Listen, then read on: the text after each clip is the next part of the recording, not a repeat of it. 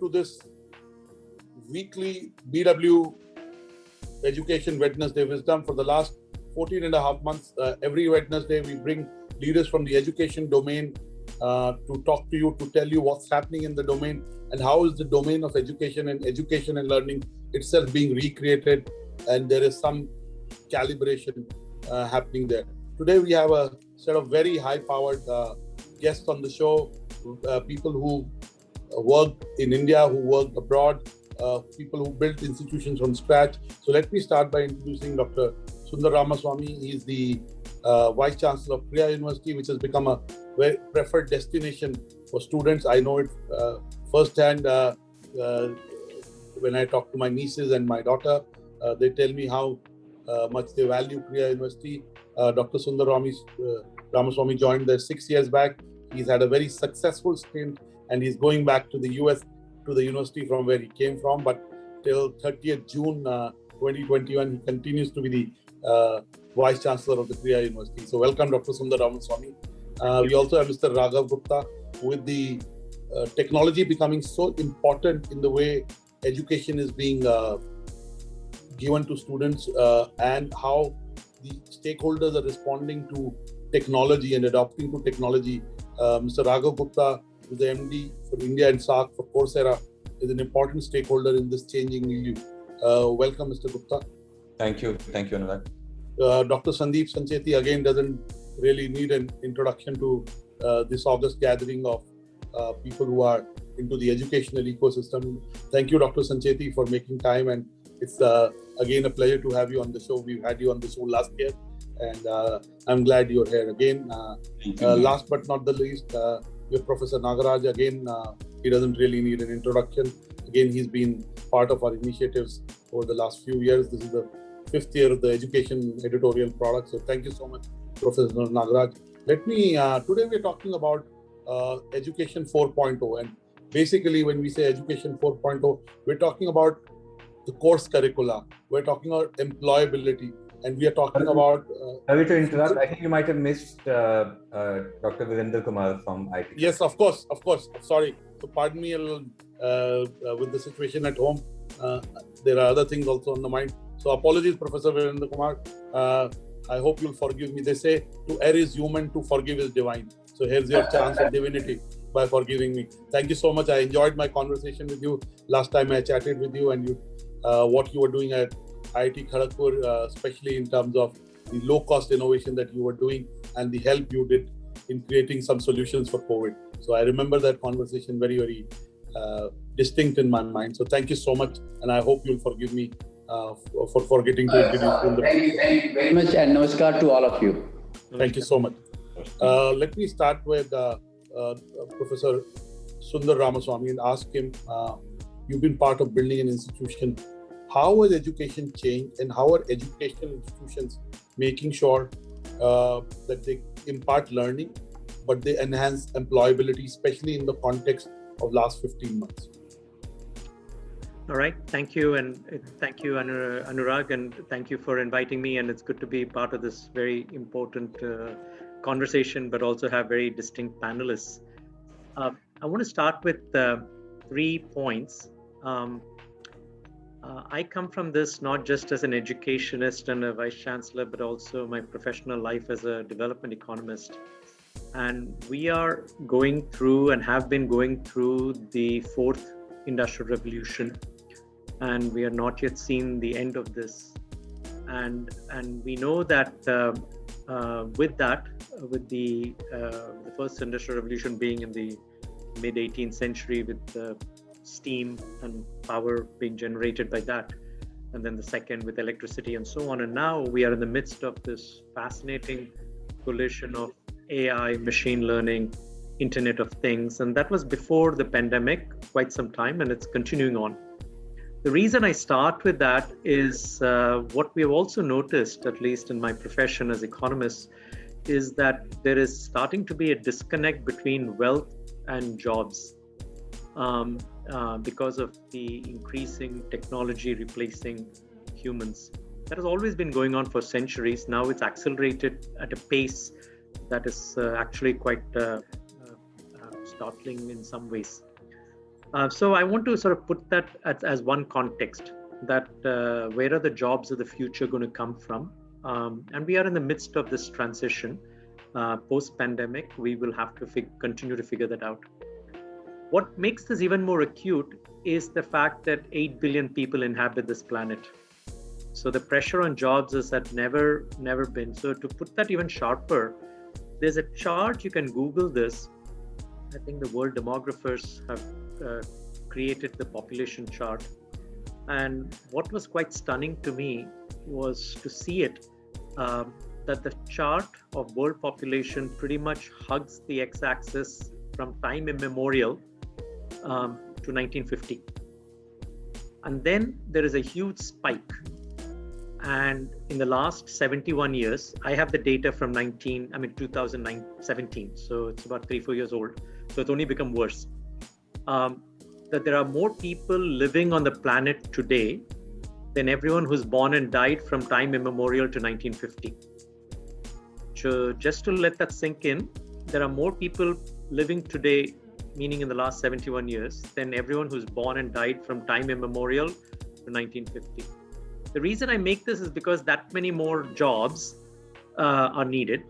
It also can mean that many more brains are thrown at problems, right? I don't want to suggest that people are inherently could be a problem. They can also be wonderful problem solvers.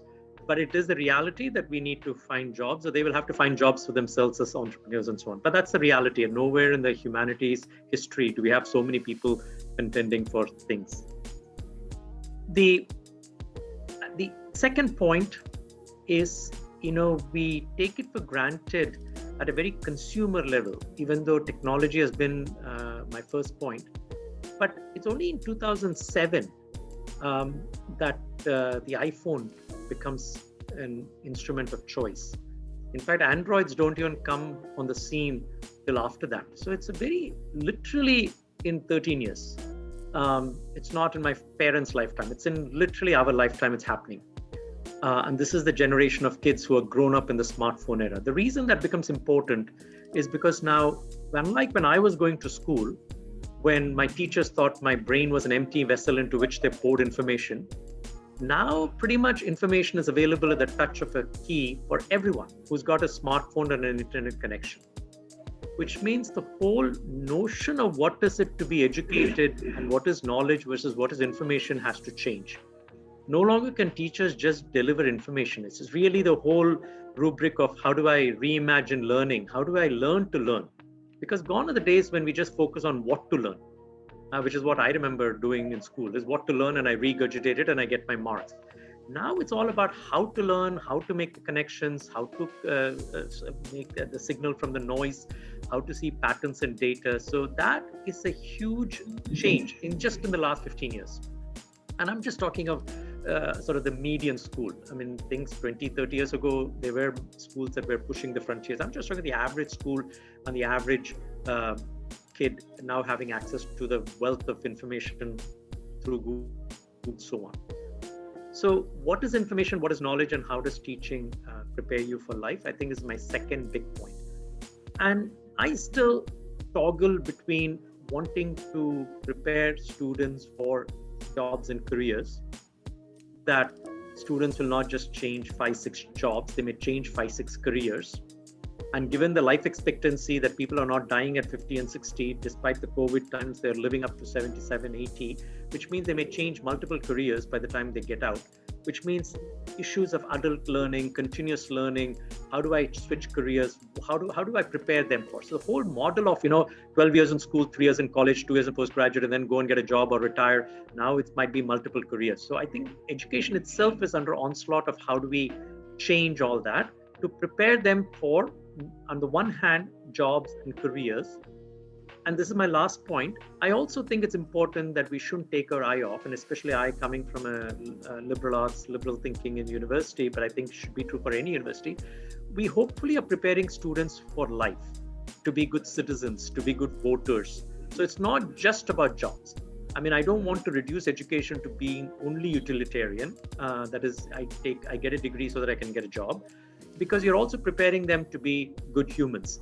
and to be resilient, to be adaptable, to change, to be good community members. So I think education still has to serve that purpose in order to not only prepare them to get jobs and prepare them for careers, but also prepare them to be good humans. I mean, I think there are other institutions in life that will do it. Family does it, religious institutions do it, civic bodies do it, but education should not take its eye off and think that it's only careerist and it's only about so simple a line between degree and job. I think we should prepare them for handling life itself. I always sort of have commented in the last year or so, when we sat down and wrote the mission statement of Krea in 2017, the first line is to prepare humanity for an unpredictable world. And I joke with my students in a very odd sense that we didn't expect the year 2020 and 21 to happen. I mean, you can't get any more unpredictable than what we are living through. But in 2017, the reason we wrote that mission is because this is the world with or without the pandemic, the unpredictability of how do we prepare them. So yes, jobs are important. Yes, careers are important, but there's a larger purpose for education. And let me end with that and then open it. Thank you so much. And we've had this discussion in the past, and other eminent leaders have pointed to this, but for eloquently raising the purpose of education and making it philosophical and is very important. And then in the second round, we'll get into more brass tacks. So thank you for bringing a philosophical point of view, and I fully agree with it, that it should be about learning. It should be about larger impact.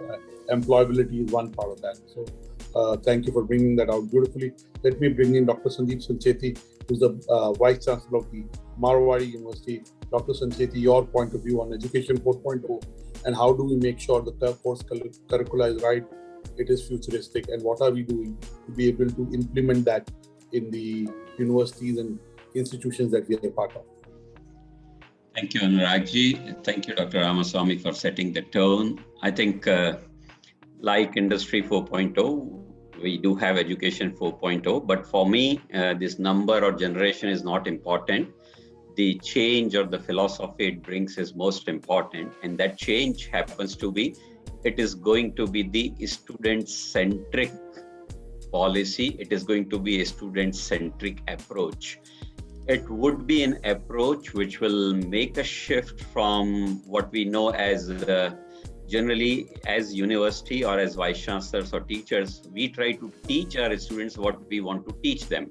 Whereas the new philosophy should be, the students should learn what they want to learn. I think the learnability was emphasized just now, and there is no doubt it has to be learnability. But it will not be limited to learnability. Learnability may still take you from information to knowledge, that you know something, you have learned something. But then you need to move up the order, up the channel by developing wisdom. And if you have developed wisdom about something which you can contribute, probably you need to see the relevance. I may be the nuclear scientist and doing something in the domain where I can do destruction is no use, so relevance. And even if the relevance is there, am I able to make an impact? So there are many aspects which we need to deliver to our dear students. And therefore, I would say that today's knowledge delivery or education delivery, or what we generally call employability or skill, they are not limited to a certain course or certain curriculum which we define. In fact, if I remember, in last 10 years, we have moved down for an engineering degree, moved down from 210 or 220 credits to 160 credits. We have removed almost 1/4 of credits for the simple reason that the simple classroom teaching would not suffice in delivering what we want to deliver, because the dimensions are much more. So what we really need to do academically would be a student-centric curriculum, which I said that they would learn what they want to learn. And even if I make the student-centric curriculum, I should be having more openness. When I say openness, it may be towards mix of theory, practice, maybe skills, maybe vocational courses, maybe on design, maybe on something which I want, or maybe if I'm looking for jobs, more emphasis on hands-on, which I can do and deliver, or maybe become more employable. But if I'm not, let's say for a job, but I want to do research in pure mathematics, probably I should be given a research orientation. So that openness is what I'm talking. All of us, 6 of us who are speaking here, can be in the same class. Let's presume that. But our teachers can deal with each one of us in a different way. I think that is what is the student centricity for me. I may be a slow learner, you may be a fast learner, and both will be handled. And not only handled, handling probably is a poor word here. I would say that we will be mentored according to personalized education, coaching, delivery, everything will be required. So that's as far as the academic part is concerned, in my opinion, but that would not suffice. Since most of us are concerned about employability, I must say that classroom activities are just not enough and sufficient. I can give you dozens of examples very well known to me who were class toppers, otherwise generally very presentable, but they were not the ones who got the best jobs or the first jobs of their classes or whatever. What you really require is beyond curricular things, extracurricular and co-curricular aspects, which are becoming more and more important, especially if you're looking for jobs. And that is what we need to deliver, whether it is the professional bodies, whether it is the experience through projects and developments, whether it is the participation in hackathons or internships and training slots, or whether it is that you can say that the completion of certain special courses from reputed organizations. All those things should be decided, done based on the needs or the direction in which they want to go. And it is very obvious that the flexibility is to be given the course correction. For example, last 1.5 years, we are facing COVID. No curriculum, no plan would have decided or planned something according to a situation which will be a COVID situation that we'll be able to steer through. So you need high degree of flexibility, how to steer in these circumstances. An engineer who wanted to become an engineer during the COVID situation might have taken a different course, that I want to serve the humanity and want to go into the medical domain and do something. Another one possibly would go in some another direction. So they should be allowed to change the course and the direction, and that is what the student centricity or education 4.0 is going to deliver. Fortunately, schemes like ABC, the Academic Bank of Credit, which is going to be the mainstay for all education 4.0, is already kind of announced. It's there on the UGC website. The rules and regulations have been made. It is now for us to understand it, implement it. But one thing which will be highly desirable to do that would be that the counseling of students. All of a sudden, you're opening floodgates that they can do whatever they want to do and however they want to do. But if they don't get guided, probably the chances are some of them may make mistakes. So probably a lot of hand-holding. So teacher's role would change. Not only a teacher who delivers the content, but it should be a mentor, it should be a friend, it should be an entrepreneur, it should be a guide. But more importantly, teacher himself or herself should be a co-learner. So that is how the education space is going to empower the students in times to come. Thank you. Thank you so much.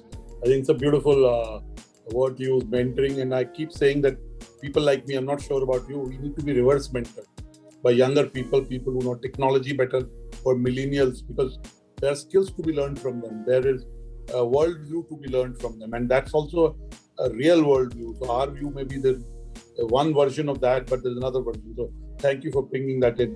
While I'll bring in Professor Virendra Kumar Tiwari, who's the director of IIT Kharagpur, and I enjoyed my last conversation with him. And also bring in Professor NAGARAJ R, who's the Vice Chancellor of the Kalasalingam University.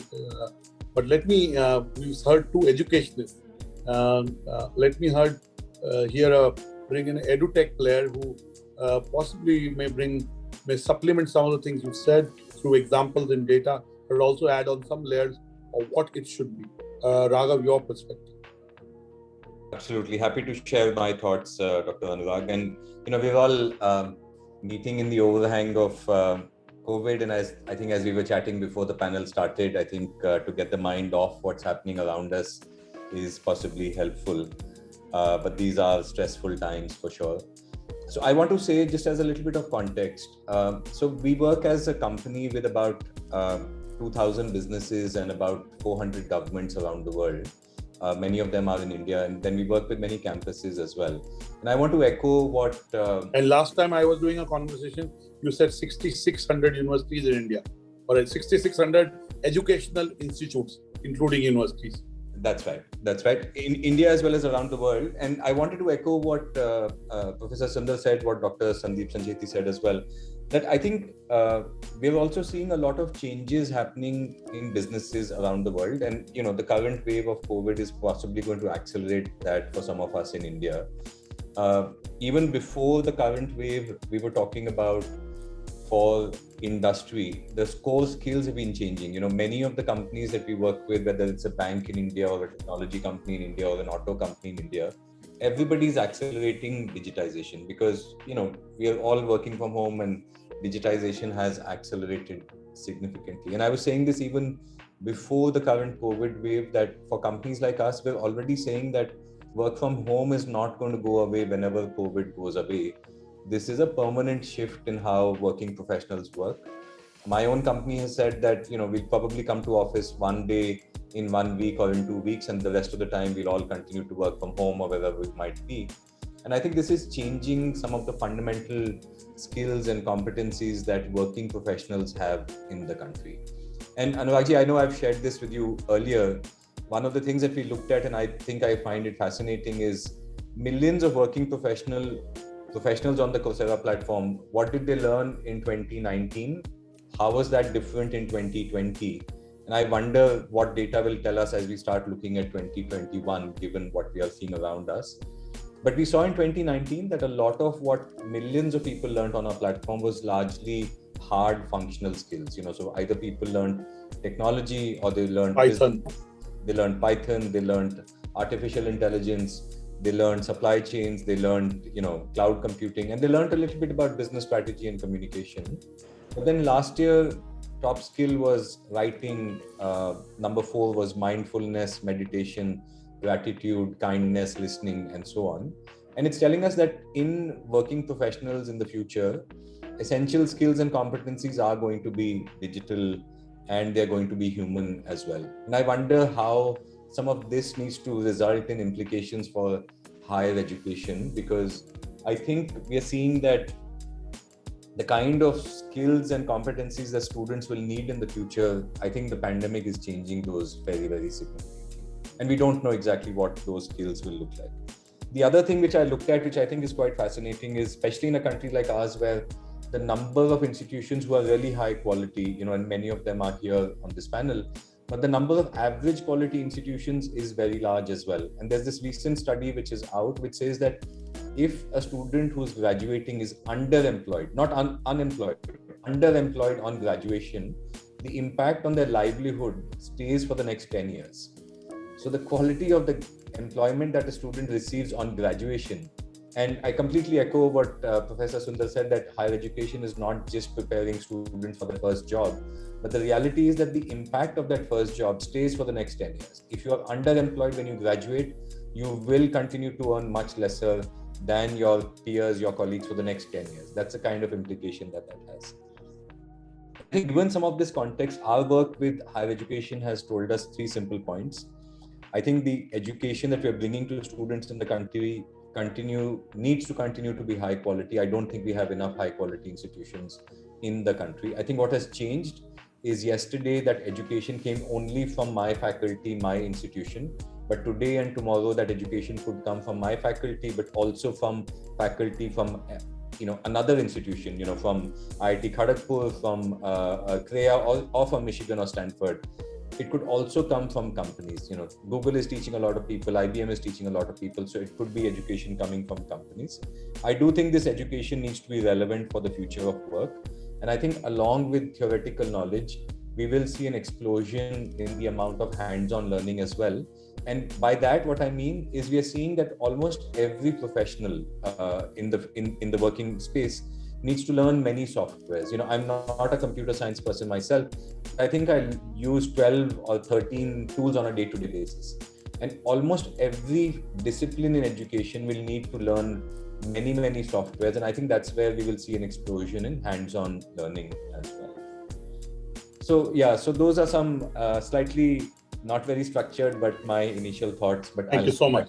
I think it's good to educationists, somebody who's an edutech player. Now again, let me bring in the 2 other leaders in the educationists on the panel. Let me bring in Professor Virendra Kumar Tiwari, who's the director of IIT Kharagpur, into the conversation on his opening comments on how the course curricula should change to be able to make students more employable.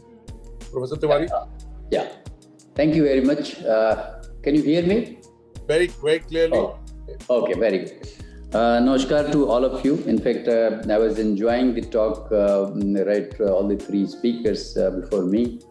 And I like the last line, yes, hands-on learning in various aspects, particularly AI, ML and all that. I tell you, in fact, I was thinking that had this pandemic been there 10 years back, I think all our schools and colleges would have been at a very bad situation. See, the things that because digital and many of us were used to, suddenly when this pandemic came 2020, we could switch over to the online education, even the schools and the colleges. Now, when we are talking of a situation like this, whether the course curriculum has to be as compared to employability, I think I don't know. I think in universities also it must be happening. But in IIT, I can tell you that every 3 years we change the course curriculum to tune with what is required by the industry, what is required in the niche areas of research in different branches. And also, I was listening to one of our professor, I think Professor SANDEEP, that the course, the credits. Yes, credits also. I like what he was talking. True. In fact, we are thinking today about the learning, not exactly that, okay, he has to pick up and get a degree and get a job. In the learning centric, true, student centric, and student has to be learning, he must be a good human being. And we are talking, if you go back to what Swamiji said long back, the man making and character building. So these are the things which are very important when we are talking of course curriculum, while we are comparing with employability or not employability. Employability comes slightly later because many a times, if you have seen in the universities and the colleges and also in IIT, we have seen that some of the fellows who are not that good at their subjects, but in the interview, they do it very smartly. They put themselves very smartly, they answer the questions, the questions, even if they do not know, approach in a very dramatic way and take the whole board along with them. So I have found out myself I was associated with the training and placement for about 15 years in my institute as well. So I can tell you that those things are not that much correlated, that exactly if somebody is good, curriculum followed and very good at studies, he will definitely take up the best job and all that. So what is important if this fellow gets knowledge and learning out of various other things beyond the classroom. And I can tell you that it must be happening at other places also. Beyond the classroom, the students learn 70% of the learning what happens, not the other way around. In fact, because they meet the student, their friends in the hostels, the friends in the technology students, Gymkhana, and other places, they have their various activities in the clubs which they have, for example, music clubs or the robotic clubs or the others. So they learn from each other much better from their peers, in the sense that maybe seniors, maybe juniors, and that learning is far better. So we can say that the learning which the students get and the employability are not directly connected. What is connected is how smart the fellow has learned certain tracks of handling situations when people are around him, and how the curriculum. Now there are another part of it. If you talk of some of the core jobs, there they ask for some of the important things.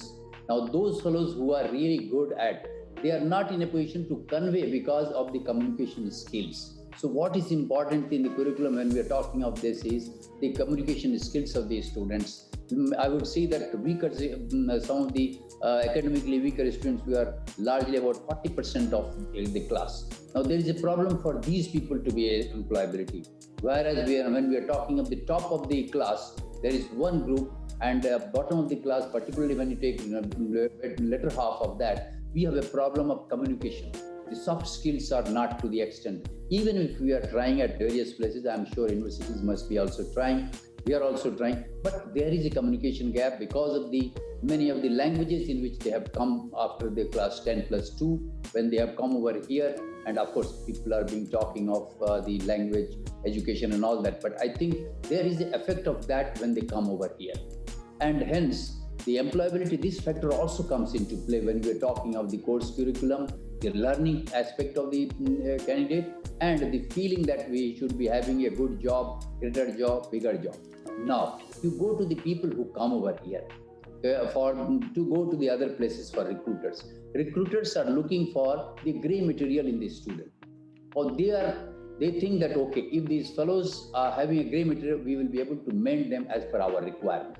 So even many times what we do, we ask them that, okay, please give your presentation, and after that we say that, look, these are the areas, these are the topics which the students have covered, these are the subjects or the projects which the students have done. So if this matches, then they get very excited and take those students, and then it continues. So there are various aspects when we are talking of the course curriculum.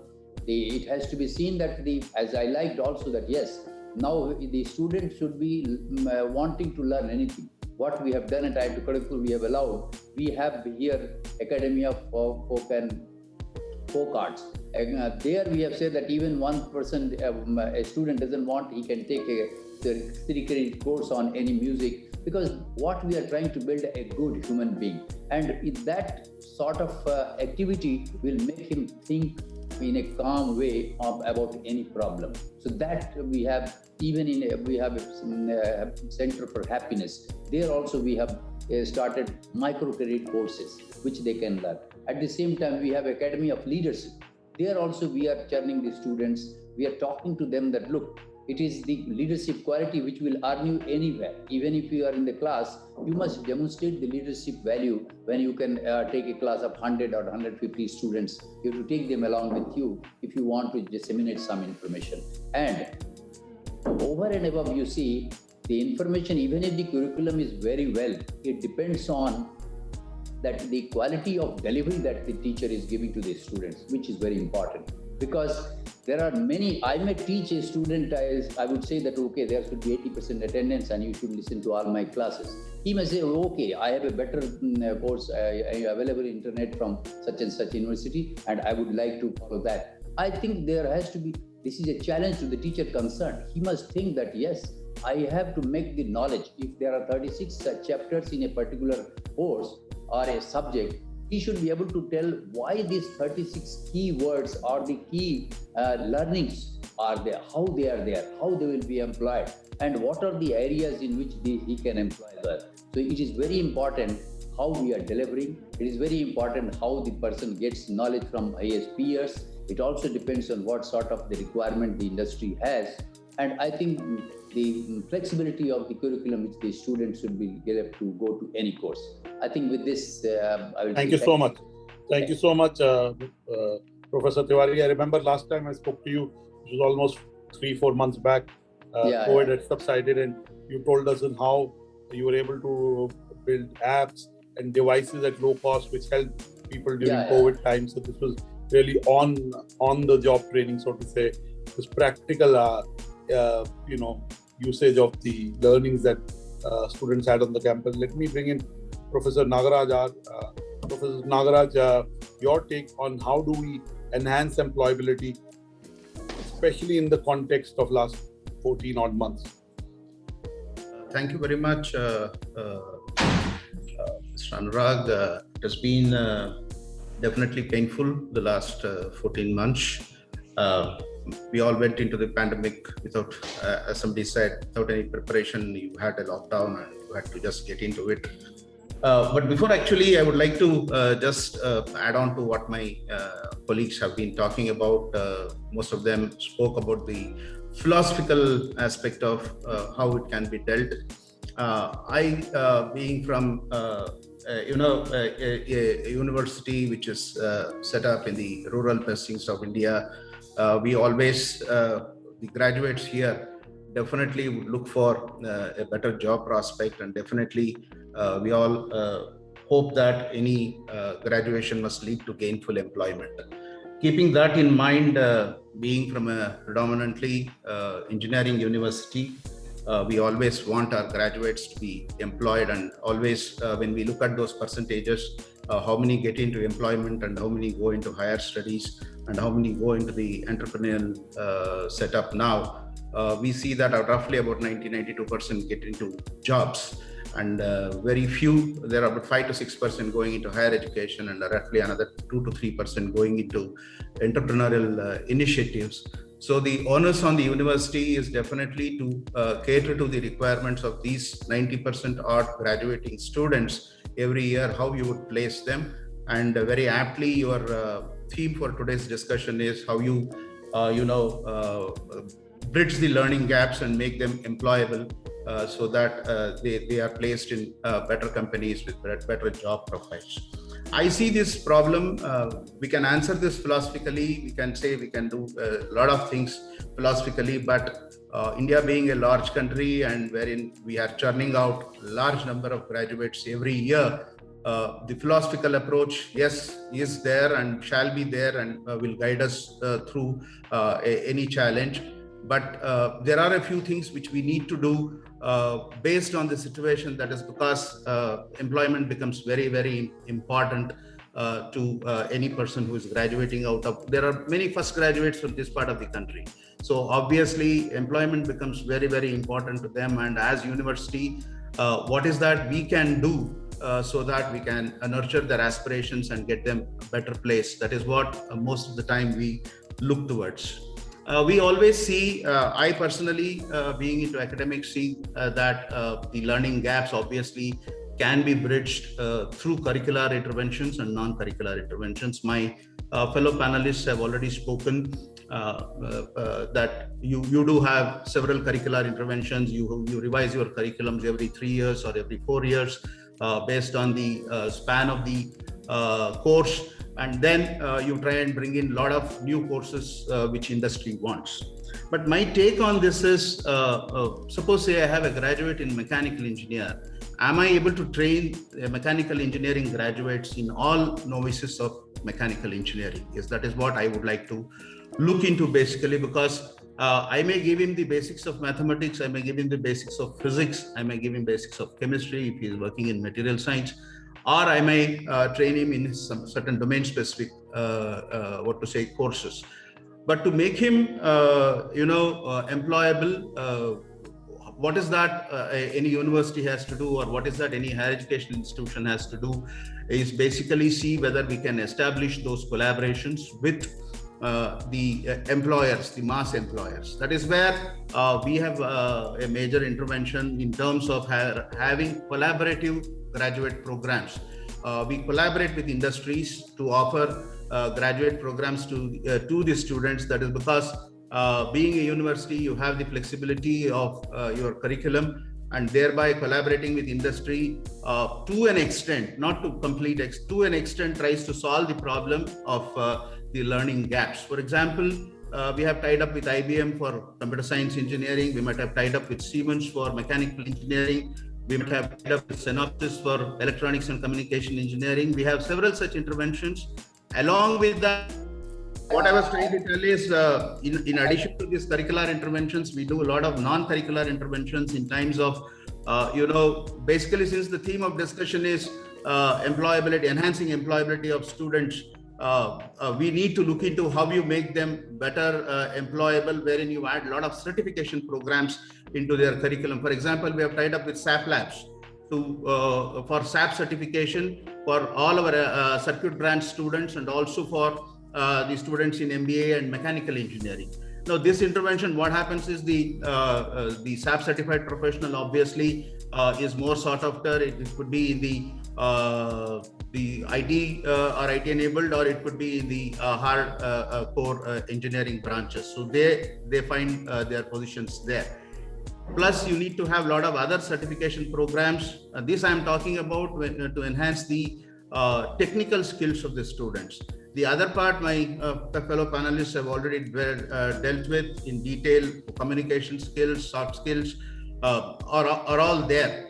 But in addition to all these things, I see the person who is going to deliver all these things also needs to be trained and there should be a very focused faculty development programs which happens across the universities, so that your faculty is capable of offering the courses. You may add in any number of newer courses, any number of high-tech courses into the system, because these are all people who would have graduated 10, 15 years ago or 20 years ago. Even if they are senior teachers in the departments, we should insist that these teachers go through the faculty development programs and become capable of offering these new era courses to our students. So these are all a few interventions that can be done. Thank you so much. Yeah. Well, already 6 odd questions. I just want to add to, I think we're talking about employability for at least the last 2 decades. I've been part of conversations on course curricula, but I think in the last 15 months, as Raghav rightly said, that the shift of the kind of courses being taken has shifted from, hardcore skills to soft skills. And as a lot of us are saying that soft skills are the real skills. So, Raghav, so I think that shift has started to happen. The shift is real. That's what I'd say. Let me ask you very specific questions. Professor Sunder Ramaswamy, let me ask you at Krea, what did you do to be able to embrace the philosophy that you evangelized today? So, because Krea was, we were given the liberty to set it up from scratch, Dr. Annurag, we wanted to push what we thought, it's enshrined in the logo right next to my face, called interwoven learning. So we were able to design a curriculum that weaves together, whether it's arts and science, literature and humanities, the past and the present, East and the West. So we are able to build it from the scratch, hire faculty who buy into this. We don't have departments, because the idea is that students have to be both specialized in some subject because it's important, but they need to be open to learnings from other disciplines, and faculty need to guide them. And so the curriculum is open that way. At the same time, the co-curriculum and the extracurriculum that other panelists have talked about are also woven in to this program design, so that the student who's coming through, whether they're majoring in physics or economics or history, looks at it very differently than when I went through university 30 years ago when I got an economics degree, because of the way in which they're blending other disciplines, other experiences, holding in internships, practicums. All of it is part of the overall 3-year life cycle of a student. And I think it starts from also the understanding that from day one, students learn a lot from faculty, and faculty are there, as I've said in my opening remarks, as guides, as coaches, not just conveyors of information. But because the way we admit students, which is also very interestingly different, we just don't look at one standard exam or 12th board exams. It's a very holistic approach. They also, what I found fascinating is they learn a lot from their peers. And I think this happens in many, many institutions. But I think that learning is also important in terms of how we prepare them for internships or how we prepare them for jobs post-graduation. Since our focus in this panel discussion is on employability, I'd like to make a very different point. Every time we discuss employability, we talk about what students could do and should do, or what educational institutions should do or could do. What are the other agencies, let's say Coursera, how are they able to contribute? I think we keep talking about all those points time and again. But the real essence of employability planning or success in employability is missing. I would like to know from the panel or the experts here or anyone, which is the agency in the country which is telling where are the jobs available? How many jobs will be required 5 years down the line in which domain of engineering or science or commerce or management? And within that, what kind of specialization? Let's say if it is management, is it HR or finance or is it marketing or whatever? Those kind of plannings are completely missing in this country, in my opinion. Whether it is AICT or UGC or new HESI which will come up, or is it going to be the industry bodies like CII, SOCHM, FICCI someone will have to bell this kid by saying, we need probably 10,000 mechanical engineers, but we possibly need 1 million computer engineers, which might be there. NASSCOM was the only body which attempted something of this kind 10 years back. But even now, we find that their projections are missing. Now, it is something like that we are all starting a journey called engineering or called any professional education. But what will be our end goal, we do not know, because the goalposts are shifting, or rather the goalposts are not there, they have not been defined. So keep this in mind, that for employability, we also need to know which industry, which sector, at what level we need employability to be coming to the fore. Now that component is missing. All our agencies are now starting controlling us and driving us in a certain way, rather than doing the real part of what is needed in the country and how much is needed and when is it needed. So hopefully someone would listen to these. Takeover Vasudha was there, but I don't think she was mentally ready to take over. And I heard, and you asked the right question, Dr. Sancheti, in terms of, estimating where are the jobs, what kind of skills. I think there is an opportunity. Maybe we should do a study like that. It may mean massive deployment, but it will be of value, or collaborate with someone. But Dr. Ramaswamy, you answered my question. And let me ask Professor Nagaraj, because I started with him last in the first round. Professor Nagaraj, if you had to change one or two things about what you do in your university as you make your university more futuristic, what would those be? See, basically, as we discussed, the philosophy of a higher educational institute shall be same and shall remain same. And we are all talking about learner-centric environment. And when we say learner-centric, how much are we caring for those large number of students getting into our universities is one thing that all of us need to look into. Should it be a degree churning machine, or it should be something which is going to contribute to the GDP of the country? That is what we need to look into there. And in that, what I see is somebody pointed out slow learner, fast learner, medium level learner, and all these things.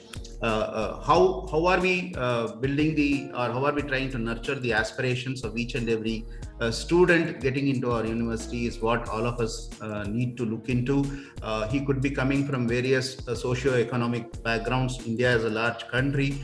Our students may be coming from several backgrounds. Are we, as higher educational institutions, capable of nurturing aspirations of each of these students who are getting into our systems? That is what we are looking towards. It could be in terms of quality interventions, or it could be interventions in terms of how you make your faculty body, because faculty body I see as very, very important,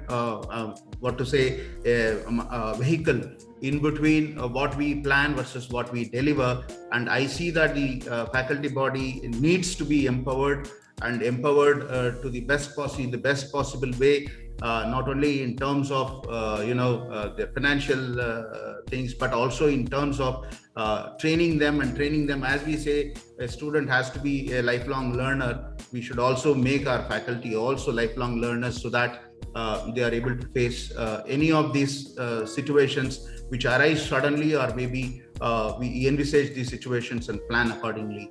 That is what I see the whole thing as.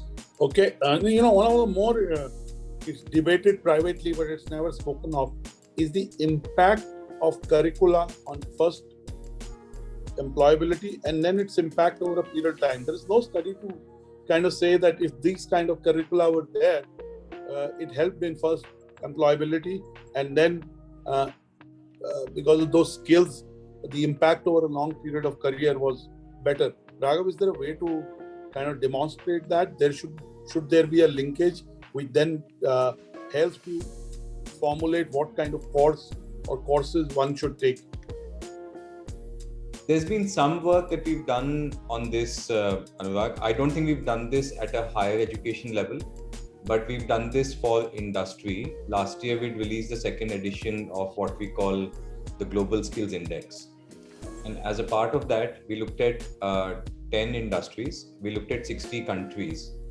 And we said in the domains of business, technology, and data science, how do these 60 countries and 10 industries fare in terms of skills? And we were able to benchmark, because there are about 11 million learners on Coursera in India. We were able to benchmark how a lot of Indian technology companies, Indian financial services companies perform compared to peers around the world, and where is India stronger, where might be India weaker, and then what might be a path to bridge those gaps. The other thing that we've done very recently, in fact about 2 weeks ago, is we released a report called the Unbounded University, and I think it might be quite relevant for the audience on today's panel. What we did in the Unbounded University is we said, let's look at a student and what is the likely job the student might do in the future.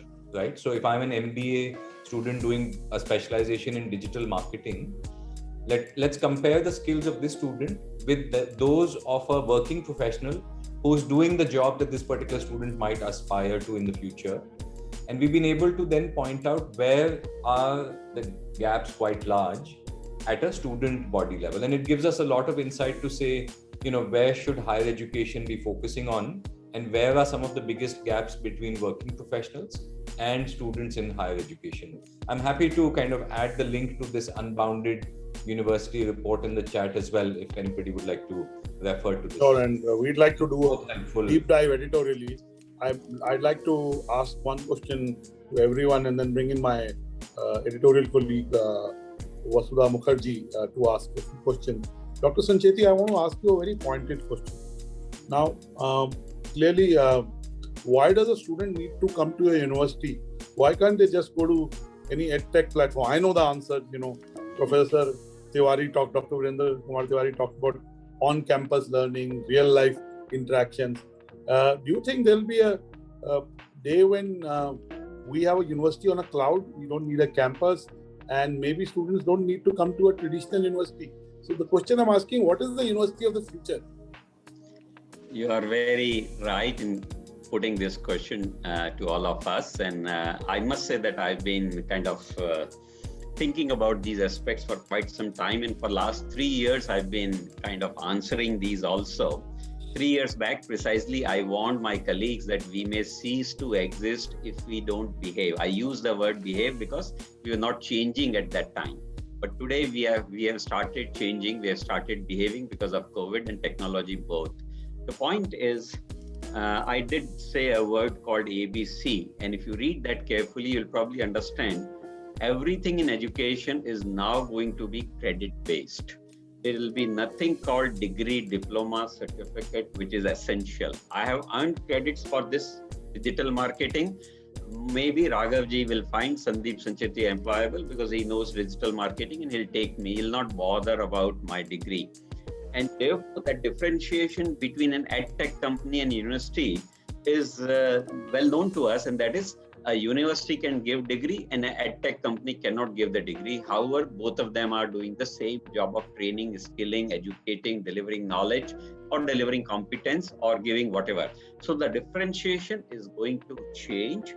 And if we do not retain the value in terms of what we do beyond the classroom, beyond the courses which we deliver, I think we will start losing our place to a certain extent. That is going to be important. Number two, why we are going to be little less present in the educational spaces. I think there was a word used for adult learner. I possibly could use a matured learner, a term for that, because adult was people who were not educated. In Indian context, it was used very much for that. So for matured learner, from 25 to 75, if I have to serve and I have to survive, I cannot go and sit in the class. Now that chunk will be very, very big in terms of the education space. They cannot come and follow the university style of education between 25 to 75, that they'll attend the classes, 80% attendance and do this way, that way, cannot drop. And if they fail in one subject, they'll not get something. All that will be impacting them. And therefore, the universities of the future, I would say their boundaries will be punctured. They may cease to exist if they don't change with the time or sync in with the changing requirements which are there. And they will have to cater to the new generation of learners, which we'll call mature learners in times to come. And of course, new generational degrees will also be required. No one would be interested to call a degree as purely engineering. I think there was an example given that you are allowed to learn music while you are doing education in IIT Kharagpur. If I'm doing many such courses, I should be getting a degree called Bachelor of Liberal Education rather than engineering or science or commerce or arts. I think all that will have to happen. Engineering degrees will have to be branchless or interdisciplinary engineering, and so would be the case with many other domains. These are the changes which universities will require if they have to compete and survive in future against the edtech companies with a lot of money and who can make the changes much faster. Thank you so much. My last question to Dr. Virendra Kumar Tiwari. Dr. Tiwari, if we were to talk to you 12 months from now, in terms of your own course curricula, what changes will we see? The course curriculum, in fact, last year itself we have changed and we are following on that. In fact, any student who has entered into IIT Kharagpur, whether he is UG, PG or research scholar, he will have to undergo a compulsory course on artificial intelligence and machine learning. Because that is going to be the future for next 25, 30 years. In any branch of engineering for that matter, he will be able to allow that. At the same time, we have given a lot of flexibility to him that certain amount of course he will have to do for getting the degree in that particular branch. And the breadth courses and some of the other courses which he likes, he can take from any department whatsoever, as I told earlier. So this is another thing which we have done. At the same time, we have also talked of that we are talking of the teaching and learning center. In fact, we have just discussed and we are going to have a teaching learning center where our young teachers who are very bright, but when they go for teaching, the teaching is not challenging to the young friend. I was listening to Professor SANCHETI. In fact, it's true because they want challenging teaching. So this challenge has to be created unless you put them in the same thing in a different fashion, which is not available otherwise. Then only the student will be interested in attending your class and he will take interest in that. And the ABC, what he was talking of, yes, we have already created that multiple exit. We have already created in our course curriculum. So the next 1 year, in fact, next 3 years, we will be following. We have started following from 1st December 2020 itself in the new course curriculum. So I can tell you that we are very much on the move. And of course, this pandemic has, yes, there is one point because some of the branches require some of the hands-on working with the machines, working with the designs and some of the things which the students would have benefited better had they been there physically. But yes, that is one. The laboratory classes are the ones which are actually taking a back seat, and there we are worried about that. But hopefully that when the situation improves, we will bring them and we will give them modular courses of those laboratories so that they don't miss at all. And whenever they have to use it, they will be able to utilize.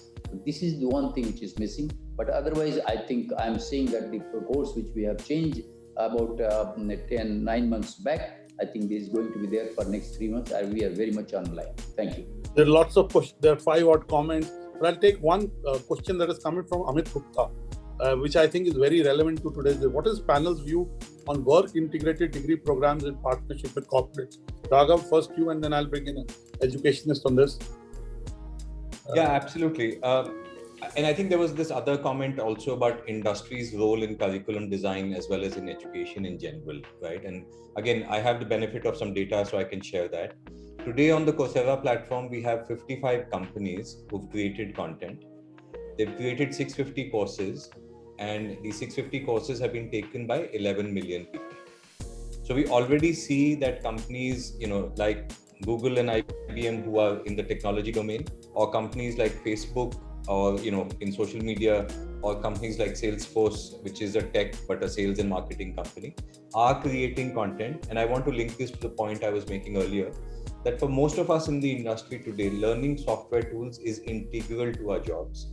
And we will increasingly find that as the role of software companies in our lives grow, we will find that industry has a larger role to play in the world of academia going forward as well. That's what we are definitely seeing with the data from our platform. Thank you so much. My colleague Vasudha is there. Vasudha, if you'd like to ask a few questions, please switch on the camera, or you want to do it in audio format. Go ahead, ask the panelists your questions. Hello, panelists. And can I just start by saying it is an absolute honor and privilege to be here with all of you, and also apologize for my lack of presence here. We're having a lot of power cuts in Pune, and the Wi-Fi is a very precious commodity right now, as you all may know. So, I was listening to this panel, and we talk a lot about the educators and the students and trying to get them both on board with the new education system, but not new really, let's just say transitioning, evolving education system. I want to ask you, how do we do that with parents? Because, we are so much influenced by all the people around us. Rag, it's funny that in all the conversations, I've never talked about parents, I talk about education providers, we talk about technology content providers, we talk about students, we talk about teachers, but Vasudha, funnily enough, I've never talked about parents. So thank you for bringing that angle. I think it's, all of us know what it's like. Our parents play such an important role in our most basic of education, right? So how are we going to bring them into this? How are we going to bring them on board? How are we, who is thinking about this? Yes, sorry. Please go ahead, speak. Yeah. So, possibly Dr. Sancheti, why don't you take this, and then I'll take this to everyone, Professor NAGARAJ, Professor Tiwari, and Dr. Sunder Ramaswamy. So how do we make sure parents' expectations from education are right? Where parents are also wanting to chase a degree because they come from that kind of thinking. So how do we make sure parents' expectations from education also keep pace with what's happening around? By the way, students or young learners dictate what their parents want. Not necessarily parents have a point of view, but in some cases, I would say they will have a point of view. Anurag-ji, I have a slightly different view, and that was the reason I was not necessarily keen to answer it first. But in any case, you have triggered it. So I would like to say that I think it should be a hands-off approach from the parents. The duty of parents should be not to indulge too much into what the student wants to learn, because in first year he may have certain direction, while going into second year he may change slightly, third year again. Let them explore what they want to learn rather than force them to learn something which either parents or teachers want. We both behave similarly in terms of what we want to deliver. I think we should change that. The parents' role is to facilitate what a student or their kid wants to do. After doing engineering also, they become IAS, they become forest conservationists, or they become the film directors, or they do a business in food industry.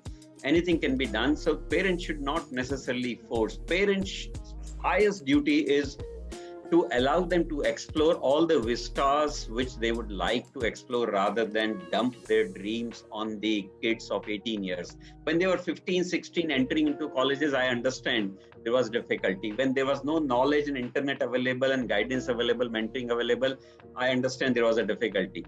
Most of the parents do things by hearsay, by what the peer group is doing, what the neighborhood, or they may come to a SANDEEP, SANCHETI, and whatever they say. I had to fight with some parents that, look, I will give you as much information as you want from me for your own kid, but I will not take his decision, because he was imposing on me that you take a decision and he'll do exactly what Professor Sancheti said. I think that's a wrong notion we have developed, and that's where many of the students are uncomfortable. That's my take in relationship. Professor Tiwari, your point of view?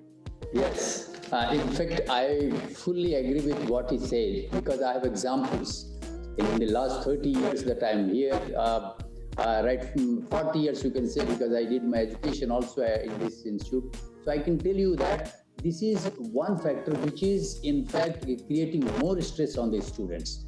Oh, I can tell you with examples which I don't want to say public here, but I know that the student wanted to read physics, but the parents wanted to read in order to put their collar up in the society that my son is reading computer science, because he has got a very high rank, but he was interested in quantum physics. He wanted to read physics. He wanted to become a big physicist like that. But and I can tell you, if the fellow is employed, he is there, but still he has a feeling that, well, I wanted to read physics. Even we have a faculty member who, when I wanted to him, what is wrong with you? He's an electrical engineer. But he says that, sir, can you allow me to teach in physics? I said, most welcome. So he's so happy. He said that last 5 years, nobody allowed. I am so happy. So I can tell you that, yes, the parents have to now compromise here that it is the life of the student. They think that I will cover the life of the student right from class 6 to 12 up to education and even up to job and beyond that. Which in fact, if you ask them, they had no such mentoring from their own parents. This is a very key thing that you have to see. Now today, and I have seen that if there is need to educate the parents as well. So when I talk to the students, I ask also the parents to please listen, and also I say that if you have any question, please ask, because you have a greater role in the growth and development of your son or daughter. And therefore, I think there is a need for education of these parents also, with a very humble way, with a very friendly way, that say, after all, your son, if he wants to become something in life, please ask him what he wants to become. Because they say that, no, he knows nothing. But I think it is wrong. These fellows... I think I have two teenager children, so I can tell you they clearly have their own point of view. At best, you can support in their choice and guide them, but they have they have their own very independent point of view. I tell you, they will be very independent and they will do better. In fact, my own father was a professor here, but he said, do whatever you feel like. And all of my brothers, we are well settled. As he said that you are the person who will make your own destiny. He himself is a professor here, but he said. So I believe that what Sancheti said should be that the parents should be educated with a friendly way. Thank you, Vasudha, for bringing that angle. Raghav, your comment on this before I bring Professor Sunder Ramaswamy. Yeah, I can add a brief, quick comment, and this is on the lighter side as well, and I'll answer this as a parent, right? So I have a son who's 19 years old. He's gone to college last year. And, I'm managing director of Coursera. You would imagine I know a little bit about online education. And I said to him last year, I said, Ishan, I want to talk to you about online education and courses. And he said, yeah, tell me, what would you like to know? So I think that one answer kind of encapsulates it, right? Today's kids know what they need to know, right? He said to me, tell me what you'd like to know. So I think it's for parents to allow them the flexibility and the space to decide a little bit of what they want to do. But I think today's children are very well informed. Absolutely. Professor Sunder Ramaswamy, you worked in the US, you built an institution here. What is the difference in the approaches of institution builders and various stakeholders? Can you bring that nuanced difference into the discussion, sir? That's a huge, tall order question, Annurag. I was going to attempt the answer to the parents' question because I do have a take on that. They're both linked. Go ahead. Having dealt with parents both in the US and here, parents are also not a monolithic block. I mean, they are very different. The differences are because of their own temperament, how they were brought up. Class plays a role, whether they are from the city or tier 1. And I'm saying this both from the US and from dealing with parents here. I do think that parents need to be brought along the journey to tell them what a Krea is or what an IIT is.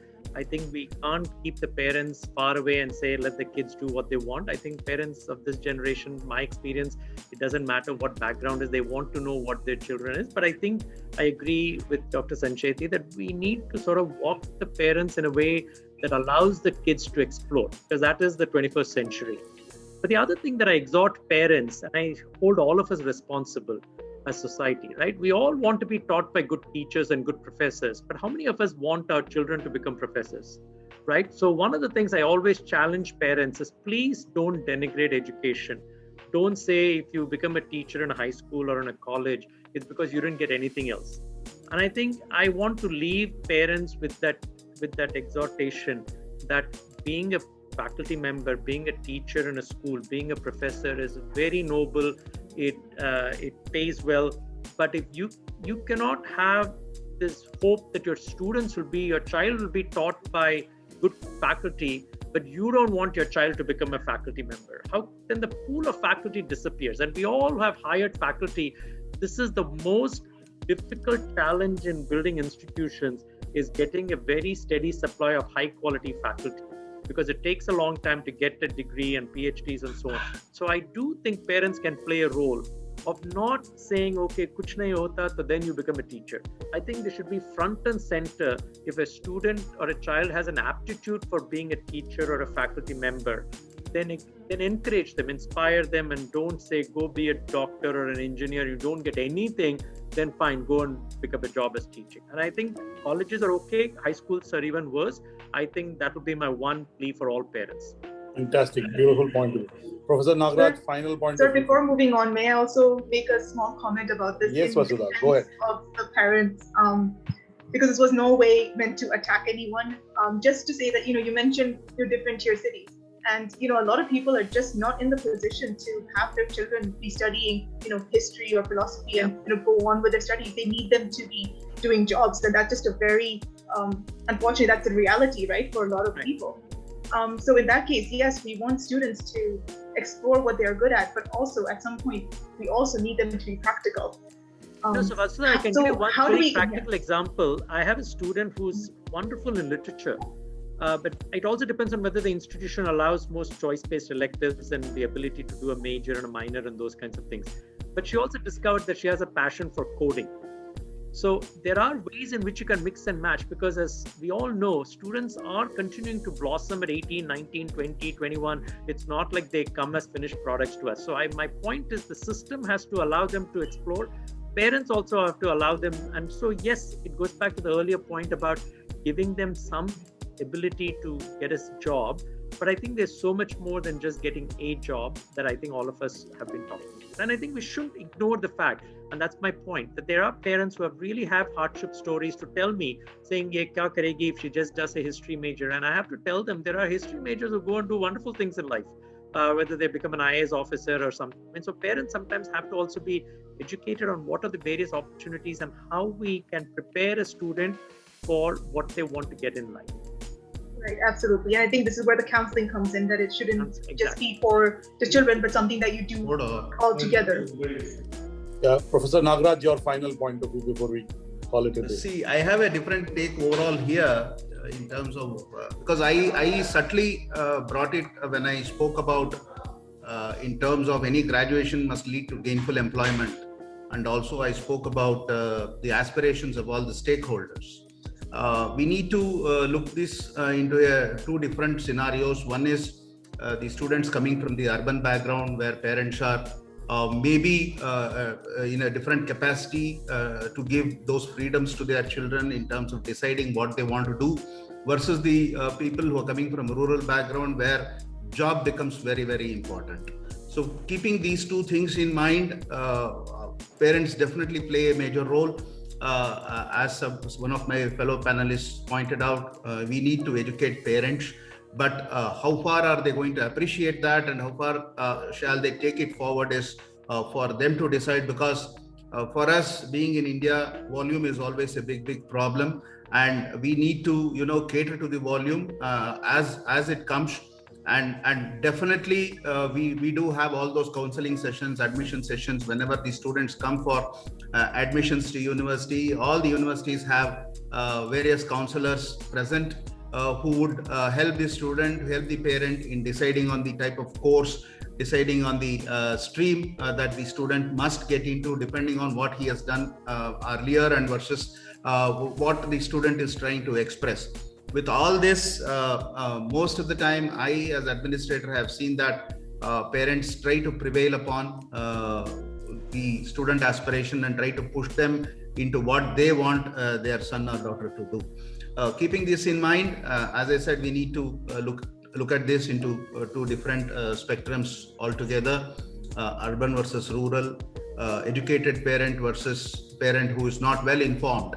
So these, I think, we have a role to play there, and that is how the universities which are situated in the rural precincts of this country need to involve parents in all those decision makings, need to educate them in terms of what are the various career perspectives available to the prospects available to the students, and also tell them what their child wants.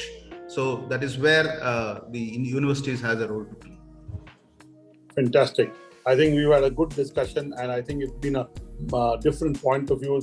We started on a very philosophical note. from Professor Ramaswamy, and I'd love to chat up with him on how he built Krea maybe another day.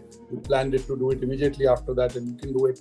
But he's on a day that he has other things on his mind. These are very important. He's made time. So thank you, Dr. Ramaswamy. Thank you, Dr. SANCHETI. Thank you, Mr. Raghav Gupta. Thank you, Dr. Virendra Tiwari. Thank you, Professor NAGARAJ. There were complementary viewpoints, but there were also unique viewpoints. So really, I think I learned something from the conversation today. And I'd like to sum up by saying that clearly education is about learning. It's about employability. Both have to go hand with each other, because for a set of students, employability, as Vasudha said, may be very, very important in the context of where they come from, who they are. But learning must be enhanced through new course content, and it should lead to employability. And Raghav shared the kind of courses that Coursera is bringing in, and the shift from skills to attitude-based courses, if I may say, to softer skills, which we would traditionally call soft skills. But that is evident in data. So clearly, educational institutions in India are leveraging the power of technology, the power of content, and their historical heritage as institutions to be able to be relevant for all the stakeholders in the society, especially the students and the recruiters. So thank you so much for tuning into this VW Education Wednesday Wisdom. I'd also like to invite you to a partnered webinar that we are doing a couple of weeks from now. So I know in 15 months to have 100 plus people on Zoom and another 600-700 on Twitter and LinkedIn and Facebook shows that there is value in content. So to this audience, we'll also like to share an event that we are doing in partnership with Adobe, the Adobe Edu Connect, and because it may be relevant for all of you. So it's more relevant for K-12, I would like to say that, but at the end of the day, you all are interested in education. So if Prerna and the VW team, we can quickly show that just before we end so that the audiences can take note. If not, you can mail them. I don't want to keep these very important leaders who have taken out time from their personal and professional schedule to be with us. So we're grateful to you. Once again, Professor NAGARAJ, thank you so much. Dr. Virendra Tiwari, Mr. Raghav Gupta, Dr. SANCHETI, and last but not the least, Dr. Sunder Ramaswamy. Thank you so much. And we look forward to more interaction with you. And Raghav will link up with you on your study so that we can editorially take it to our stakeholders. We are in the content business, and content gets us audiences. So clearly we'd like to, I think Vasudha and Priya will link up with you to be able to take that forward. Thank you so much. If we're in a position to show that, we should show that. Otherwise, I'd like to end the VW Wednesday Wisdom webinar. Thank you so much. Thank you so much. Thank you. Bye-bye. Thank you. Cheers. Bye.